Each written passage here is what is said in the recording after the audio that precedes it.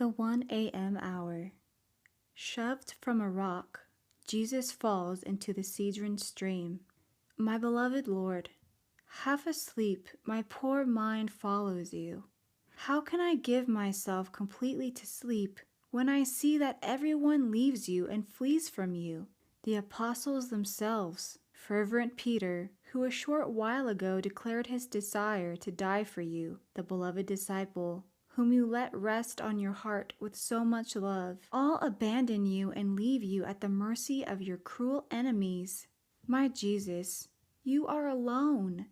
Your most pure eyes look around to see if at least one of those to whom you did good follows you to defend you and prove his love.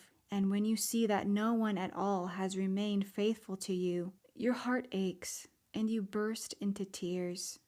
For you suffer more from the abandonment of your most trusted friends than from all that your enemies inflict on you. My Jesus, do not cry, or at least let me cry with you.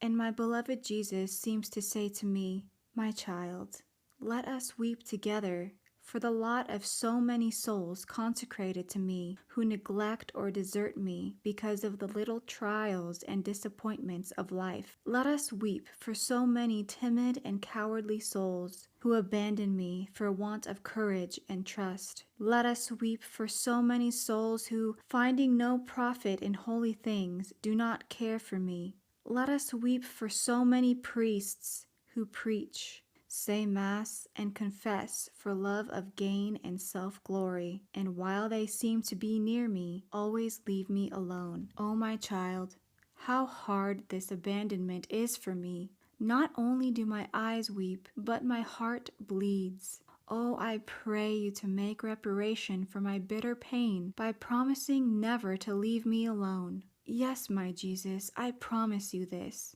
with the help of your grace and the steadfastness of your divine will. But as you weep over the abandonment of your dear ones, O Jesus, your enemies spare you no possible outrage. Oh, my good Jesus, you are so tightly tied and bound that you cannot take even one step by yourself. Your enemies trample you and drag you over paths full of rocks and thorns. Every movement that they force you to make makes you stumble on the rocks and prick yourself on the thorns. Oh, my Jesus, while they drag you, I see that you leave a trail with your precious blood and with the golden hairs that they tear from your head. My life and my all, permit me to gather your steps and bind them to all the steps that creatures take to offend you, even at night. Indeed, some use the night to offend you even more than the daylight, some with meetings, others with pleasures or theaters, and still others with sacrilegious thefts.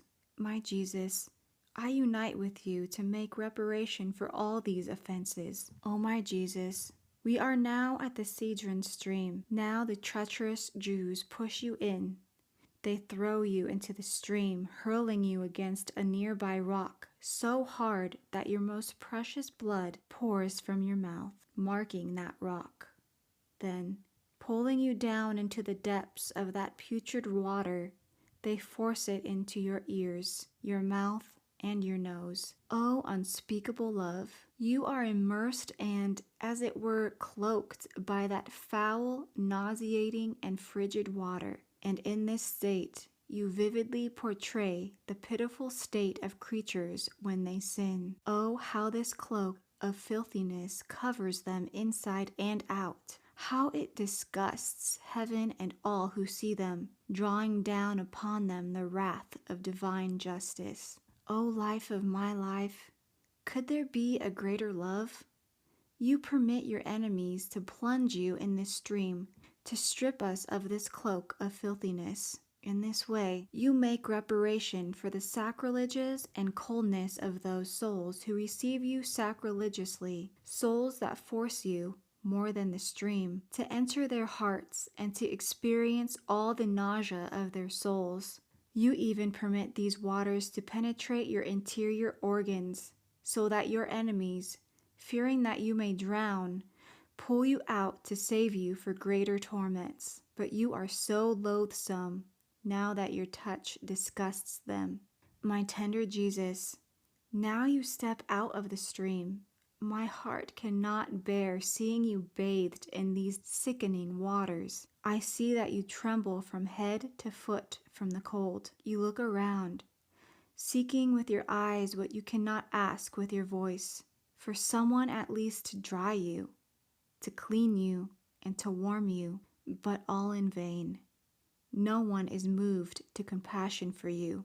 Your enemies ridicule and scorn you. Your dear ones have abandoned you, and your gentle mother remains far away from you, because the Father has willed it so. Here I am, my Jesus. Come into my arms. I want to weep until I form a bath for you to wash you, to clean you, and to arrange your tangled hair with my hands. My love, I want to enclose you in my heart, to warm you with the fire of my affections. I want to perfume you with my ardent desires. I want to make reparation for all these offenses and unite my life to yours, to save all souls.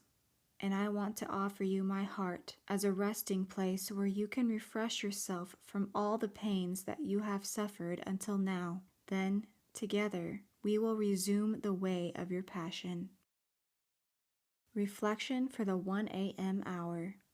In this hour, Jesus places himself at the mercy of his enemies, who go so far as to throw him into the Cedron stream. But gracious Jesus looks at them lovingly and endures everything for love of them. Do I cast myself upon God's mercy? Can I say that I am like a rubber ball in the hands of my Jesus, not intent on what I am suffering, but on what my Jesus wants for me? Have I ever thought about the purpose of a rubber ball? It's for playing, and very often Jesus likes to play with the soul, holding her in his hands just as he holds a ball, now squeezing it, now hitting it, now throwing it in the air or onto the ground, and the ball does not speak, allowing Jesus to do what he will with it. Similarly, we must endure everything that Jesus wants from us, and not mind if, like a game ball in Jesus' hands, we feel pain as we are hit and struck. As long as we keep Jesus amused, since he knows how profitable this is for us and how he will reward us in this and the next life. Sometimes Jesus steps on the ball with his feet, showing that he does not care for it, and the soul, pressing close to his divine feet, suffers Jesus' humiliation and indifference. At other times, he wants to hold the ball to his heart, and if the soul was glad to have been Jesus' toy, both in humiliation and in suffering, the loving Jesus will amuse her in his own heart, and will reveal to her the contents of his divine heart. In my weaknesses and failures, am I ready to pick myself up again and throw myself into the arms of Jesus?